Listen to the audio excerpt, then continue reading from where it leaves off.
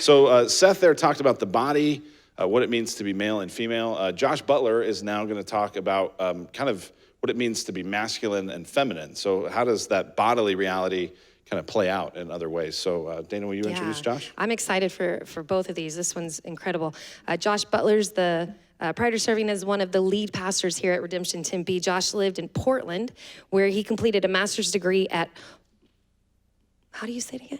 Multnomah, I keep saying it. I want to say it wrong. Seminary, and served as an outreach pastor at Imago Dei Community. He's the author of 2 critically acclaimed books. His first book, The Skeletons in God's Closet. These titles are incredible. Did you come up with your own titles? Are these all you? These are so good. I love it. The Mercy of Hell, The Surprise of Judgment, The Hope of Holy War was ranked Best Popular Theological Book of 2014, very cool, by Christianity Today, and was included in the Gospel Coalition's Most Important Books for Pastors from the 2010s.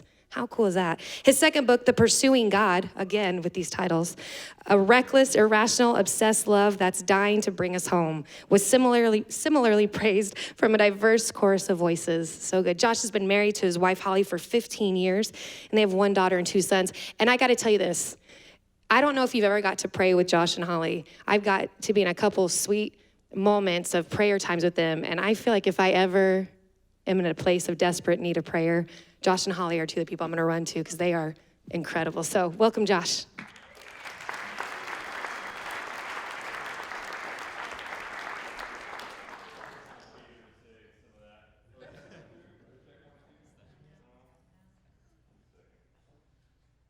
Check. Hello, 1, 2. There we go. 1 second. I paid her to say some of that. All right. Well, boys wear blue and girls wear pink, right? Well, not a century ago, take this advice from Earnshaw Infants Department in 1918. There's been a great diversity of opinion on the subject, it reads, but the generally accepted rule is pink for the boys and blue for the girls. The reason is that pink, being a more decided and stronger color, is more suitable for the boy, while blue, which is more delicate and dainty, is prettier for the girl. So you got to take those baby shower clothes back to Target, right? Boys wear pink, girls wear blue, it turns out. Now, examples like these are often used today to say that gender is simply a social construct. Certainly, there's some truth to this. Social expectations vary across cultures for men and women, as between like an Islamic society versus a Western one, for example, or in Vietnam versus Venezuela. As Seth pointed out to me recently, one of our heroes growing up was a man who wore a dress and put makeup on and loved to have his hair in braids, and his name was William Wallace from Braveheart, right? And no one would accuse him of not being masculine. So, but is it social construction all the way down? That's what I want to ask tonight.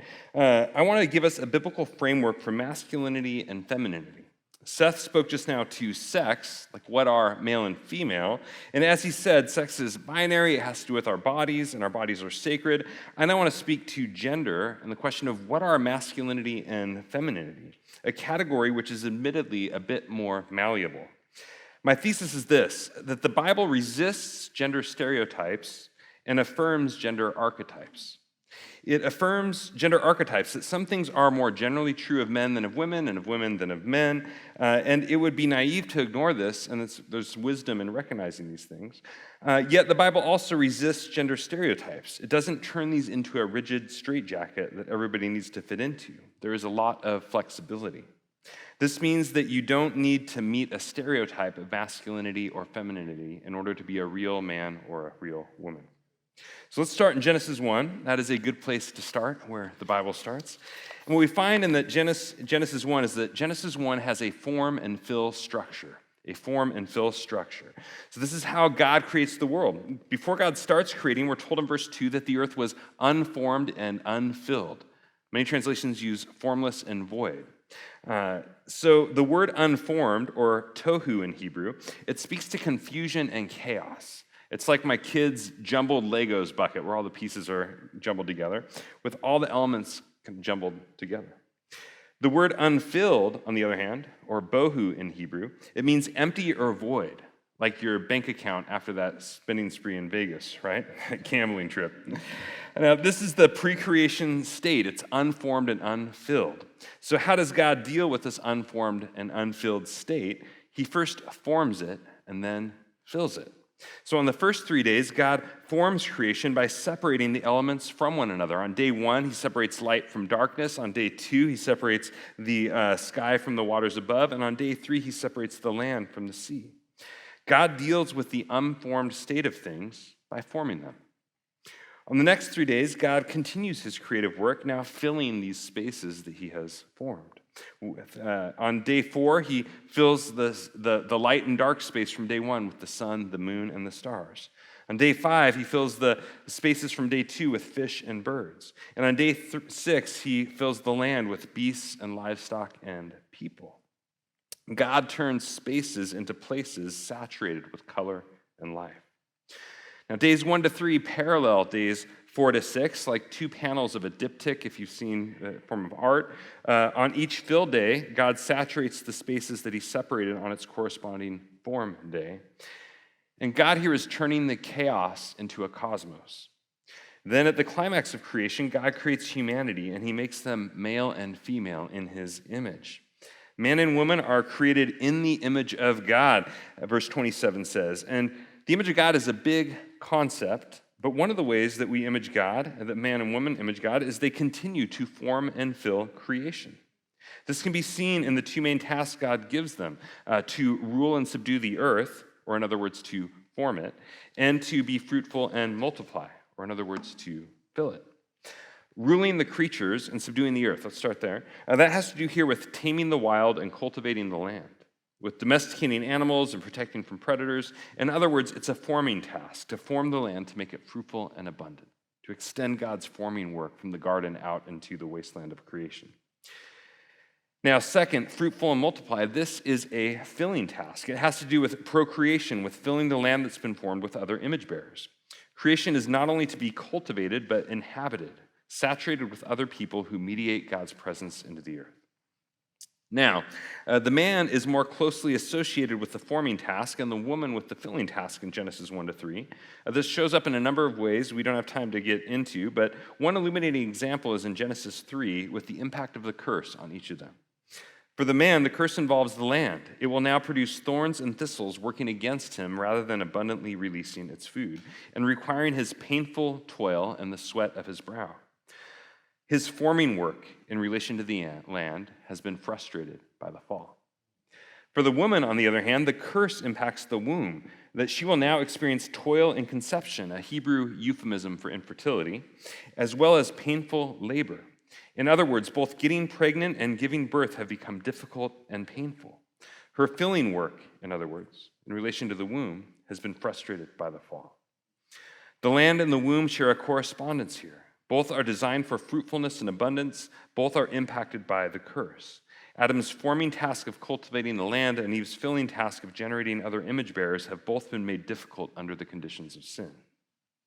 So, Genesis associates men with the forming task and women with the filling task, but let's nuance this a bit, though, to keep it from turning into a stereotype, right? First, Genesis is not saying only men form and only women fill.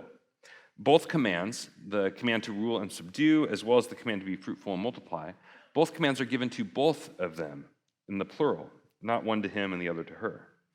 And this is obvious when it comes to procreation, right? It takes two to tango. Making babies is a team sport. As Seth said, you can't just do it with your mind, and also you can't just do it with one person. You need both men and women to be involved. Yet women obviously bear a disproportionate impact when it comes to pregnancy and giving birth. And similarly, when it comes to farming, in the biblical story, both women and men work in the fields, that's fine. Yet men have been disproportionately impacted historically by the manual labor of farming. This would have been obvious through most of human history in agricultural societies when manual labor was much harder, impacting men in a different way, and families much larger, impacting women in a different way. Try running a family farm while raising a dozen kids in a 35-year lifespan. Right? In agricultural societies, men and women worked together, but their bodies were mutually conducive to different emphases in labor. Ancient audiences would have responded to the forming and filling associations with, no duh, right? A second nuance here. Genesis is not saying men go to work, women stay home. Agricultural societies did not share our sharp division between home and work today. In ancient Israel, the home was the workplace. Women helped in the fields and with livestock, while men contributed significantly to domestic duties and child rearing. For most of human history, the home has been a place of production, of industry, and livelihood for the entire family. It's anachronistic to project 1950s Leave It to Beaver America onto the Bible. Sometimes, I think there's a danger here that Christians can try to defend at times. We can try to defend quote-unquote traditional gender roles where it's really not the tradition of the Bible so much as a particular period in American history. Genesis is being descriptive here, not prescriptive. It's describing the way things generally are, not prescribing the way they always need to be. Gender expectations are, in this regard, really flexible. Okay, so what's this mean for masculinity and femininity? Let me offer a definition here. Masculinity and femininity are archetypes, not stereotypes. They describe things that are generally true, not universally true. Masculine traits, for definition here, masculine traits are those associated with the forming task, and feminine traits are those associated with the filling task. This is a stable foundation, I would suggest, beneath many of the surface social fluctuations across history and in different societies. Cultures around the world tend to associate masculinity with themes like strength, protection, and provision, and femininity with themes like empathy, nurture, and gracefulness. Let's focus on strength and beauty for a moment. If you take Dwayne "The Rock" Johnson and Kim Kardashian, for example, as archetypes of masculinity and femininity, we still look to them in our culture and on magazine shelves and whatever as icons of maleness and femaleness. And like The Rock, Dwayne Johnson, strength is central to the archetype of masculinity. And this is true around the world, and it's easy to see how strength was historically connected to the forming function, an ability to cultivate the land, protect from wild animals and hostile neighbors. Beauty, meanwhile, is central to the archetype of femininity, and it's easy to see how this is connected to the filling function. Clear skin, the quote-unquote hourglass figure, and lustrous hair are all signs of fertility and good health. When it comes to attraction, women are still generally attracted to strength and men to beauty in this regard. The archetypes run deeper, however, than just our bodies. Femininity is often associated with characteristics like empathy and nurture, and it's easy to see how these are historically connected with the filling task of nursing and rearing young children. Masculinity, on the other hand, is often associated with courage and assertiveness, and it's easy to see how these are historically connected with the forming tasks of protection and provision. The form and fill tasks, they help explain the roots of masculinity and femininity. The archetypes are not arbitrary social constructions. They're connected to our image-bearing call to form and fill the earth. Even in the pink and blue example that I opened with, while which color gets associated with boys and girls is flexible, yet notice why the 1918 article gave for its assessment. Pink was considered, quote, suitable for the boy because it was, quote, a more decided and stronger color. While blue was, quote, unquote, prettier for the girl because it was seen as more delicate and dainty. It's still strength and beauty driving the conversation. The cultural expression can vary across different cultures, but what it's trying to express remains stable. Strength and beauty are iconic. Now, I'd suggest that we should think of masculinity and femininity as overlapping spheres, like a Venn diagram. The archetype does not mean that women shouldn't be strong or assertive or that men shouldn't be empathetic and nurturing. Rather, it simply means these attributes tend to come more naturally to the opposite sex. They aren't hard and fast rules. Something can be generally true without being universally true. It's generally true, for example, that men are taller and stronger than women, yet some women are taller than me, and I'm pretty sure Jillian Michaels could kick Pee Wee Herman's tail. So these are archetypes, not stereotypes. It's not saying all men need to be like this and all women need to be like this. It's saying rather that men tend to be more like this and women tend to be more like this. Part of the power of family, I'd suggest, is its ability to pull men and women towards each other's mutual strengths. As the 1800s Dutch Reformed theologian Herman Bobbing put it, the family transforms ambition into service, miserliness into munificence, the weak into the strong, cowards into heroes, and here's the part to watch for, coarse fathers into mild lambs, tender-hearted mothers into ferocious lionesses. I love that image. Coarse fathers into mild lambs, tender-hearted mothers into ferocious lionesses. Marriage can soften men and toughen women as they pull towards one another. And even in our singleness, rich, Christ-centered relationships can help form us through our mutual strengths. All right, but we don't live in an agricultural society, Josh. There is a revolutionary divide between us and that ancient world. I want to look at two revolutions now, two revolutions that have radically impacted how we think about gender today. First is the Industrial Revolution. The rise of industrialization in the 18th and 19th centuries, it impacted gender roles in a major way. Work and home were separated. Labor was no longer centered in and around the home as something men and women did together. Rather, it was relocated first to a factory and eventually to an office across town. Men went off to work while women raised the children at home. Now, this general division of labor made sense. Manual labor was still much harder, and masculine muscle was an occupational strength for the husband. Families were also still much larger in an era before baby bottles, preschool, and other innovations of the 21st century. So it was generally more practical for women to be home during the early years of child rearing. Yet something dramatically happened in this revolution. The forming and filling tasks were pulled apart. The overlapping spheres of the Venn diagram were detached and rigidly divided, with a rigid barrier between them. Men went to work, women stayed home. Historically, before this, husband and wives were more interdependent. They needed each other to survive and thrive, working together to build a family and home. They needed their children to help them work the land and take care of them in old age. Now, however, the balance shifted, and significantly, the man's forming functions were rewarded with money by the emerging modern economy, while the woman's filling functions were not. This meant he could walk away and still financially support himself. She still had mouths to feed, including her own, that required he hold up his end of the bargain. While the power dynamics of marriage in society had always favored men, she now had less leverage and he had less incentive to remain faithful and true. And in the big picture, work and home were rigidly separated. Now, why is this important? Well, sometimes when Christians argue for, quote, traditional gender roles, quote, what they're really arguing for is industrial revolution gender roles.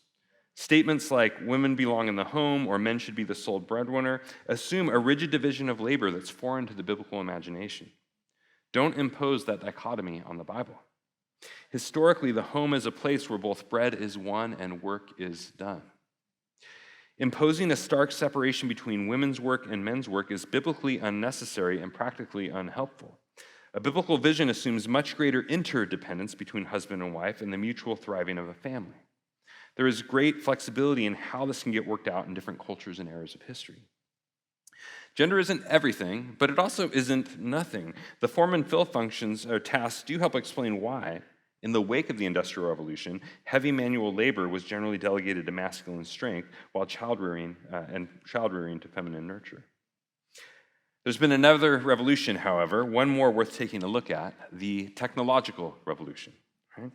In the 21st century, the technological revolution has dramatically impacted gender once more. The industrial age has given way to the information age, replacing production workers with mind workers, as the internet, mass media, and digital globalization have boomed. Manual labor is out, mind work is in. College students now aspire to be engineers at Facebook rather than foremen on an assembly line. Science, technology, engineering, and mathematics have exploded. Forming tasks no longer advantage masculine strength the way they once did. Filling tasks have also changed. We have smaller families and longer lifespans. The advent of things like baby formula, daycare, free public education have radically impacted traditional child-rearing tasks. All this has freed up mothers to more readily enter the workforce. Work and home have morphed once more. Now the spheres virtually map onto each other. You can work from home or remotely from anywhere in the world. Graphic designers can make a great living while globetrotting across the continents. The great wall dividing home and work is crumbling. You can cultivate the fields of creation right from your living room. If the industrial age originally separated work from home, the information age reunites them, but in a strange new way. They seem to overlap with no distinction. Do masculinity and femininity still have any meaning in this brave new world? Are form and fill still relevant? Yes, they are. Nature is stubborn. We see the persistence of form and fill in one of the major distinctions used by researchers who study sex differences, people versus things. People versus things. So on average, research has consistently found that women prefer working with people and men with things.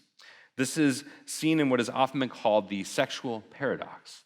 The reality that countries which boast the greatest gender equality of opportunity, meaning where men and women have the freedom, encouragement, and support to go after what they want, that these countries with the greatest gender equality of opportunity display the greatest gender disparity in what men and women actually choose. In Sweden, for example, around 75% of nurses are women and 75% of engineers are men. This is not because of oppression. Sweden boasts the longest paid maternity leave in the world, 16 months, alongside free daycare and free education all the way through university. Can we get some of that here? Culturally, men share domestic duties and household work at a high level with women. It's hardly a patriarchal dictatorship. Preference, not coercion, drives the difference. Now, nursing is a classic people job, caring for patients. Other people jobs include things like teaching, social work, and counseling, and it's easy to see the connection in occupations like these to classically feminine attributes associated with filling tasks: empathy, nurture, patience, listening, and care. Women vastly outnumber men in these fields, which tend to pay less but offer more direct involvement in the care and well-being of people. Engineering, on the other hand, is a classic things job, designing systems. Other things jobs include things like physics, computer programming, and financial analysts. It's easy to see the connection to classically masculine attributes associated with forming tasks, creating structures, plotting logistics with high levels of mathematical acumen and spatial coordination. Men greatly outnumber women in these fields, which tend to pay more, much more, and offer greater involvement with abstract concepts and inanimate objects. Men tend to choose things, women to choose people. Even in common arenas like science, women tend to gravitate towards fields like biology or veterinary medicine, which work with living organisms, while men lean into fields like physics or computer science, which focus on abstract theory. The issue is not one of ability. Many women excel in things careers. If you're a female engineer or I missed part there. Yeah, but if you're a female engineer or a male nurse, more power to you. Remember, archetype, not stereotype, right? So the issue is not one of ability, but of interest, what we tend to prefer. As psychologist Susan Pinker summarizes in her classic book on the subject, the more choice people have, the more we see sex differences in the workforce. More women are interested in working with people and living things. More men are interested in working with inanimate objects and physical processes. These preferences start at a young age. Boys like trucks, girls like dolls, you've heard. It's not an outdated stereotype. It's been found true across cultures around the world. Boys gravitate toward mechanical toys like Legos they can build and construct with, while girls reach for dolls they can talk to and engage with in socially imaginative play. Again, people versus things. This starts day one out of the womb. Girls look longer at faces and boys at mechanical objects. And it's true for baby monkeys as well. Boy monkeys prefer trucks, girl monkeys prefer dolls. All this confronts the myth that it's just socialization. There's a lot more that we could talk about if we had time. Girls are better at empathy and communication skills on average, while boys are better at spatial skills like 3D mental rotation. But the big picture here, form and fill are still around. Masculinity and femininity have immense explanatory power across a wide variety of cultures and history. All right, let's talk about a few takeaways. What does all this mean for us here? Big picture, the Bible affirms gender archetypes and resists gender stereotypes. Let's talk about some of the implications for each of these. First, the Bible affirms gender archetypes. This confronts some aspects in our culture today, right? This means that gender is not just a social construct. It's related to divinely given tasks to form and fill the earth, and these are image-bearing tasks. They're sacred. This confronts some of the gender ideology of today that sees gender as only a fluid social construct. While it's obviously true that history and culture shape how gender gets expressed in different societies, there is a stable foundation underneath. It's naive to ignore these general differences between men and women, and there's wisdom in recognizing them. As the church, we can affirm gender archetypes, recognizing that there are some general differences between men and women, and there's wisdom in being aware of those. The other side, though, the Bible resists gender stereotypes. And at times, this can confront us as churches at times in the ways that we have handled this. There is a lot of flexibility. That gender is not a rigid straitjacket you have to fit into. As we put it in our membership packet, King David was a real, quote-unquote, real man when he wrote poetry and played the harp. Deborah was a real woman when she led Israel into war. Jesus wept over Jerusalem like a mother hen, Matthew 23:31. And the woman of Proverbs 31 buys property, runs a business, has a strong back, and provides for her family. This means you don't have to be a stereotype to be a true man or woman. You can be a woman who loves watching Monday Night Football while eating a porterhouse steak after bench pressing 300 pounds, and guess what? You're still a woman, right? You can be a guy who likes pastel colors, who does ballet and home decor, and who enjoys long conversations over tea, and guess what? You're still a guy. Like historically, we just call this having a personality, right? Now, as the church, we should resist gender stereotypes and not say all men should be like this or all women should be like this. There's a lot of diversity in how we experience and express our identity as male or female. And finally, to kind of tie Seth's talk and my talk together, gender doesn't contradict biological sex. I'd suggest there's often a confusion of categories in our cultural moment today.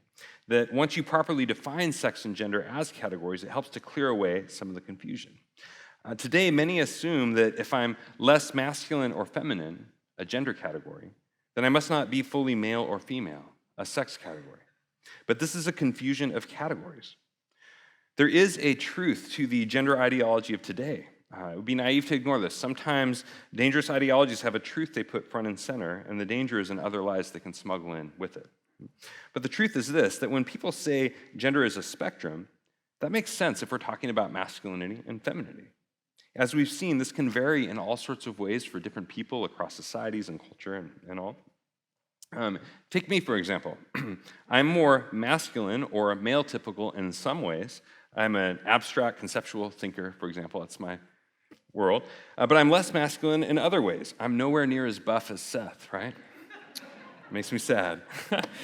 And I'm also more female-typical in some other areas. I'm extremely high in empathy compared to a lot of guys. There is a mix in some of these areas, and there's so that we don't need to be threatened by.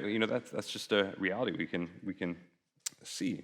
There's a powerful lie, however, that often gets smuggled in with that package, and it's that how masculine or feminine you experience yourself to be or express yourself as changes whether you're truly male or female.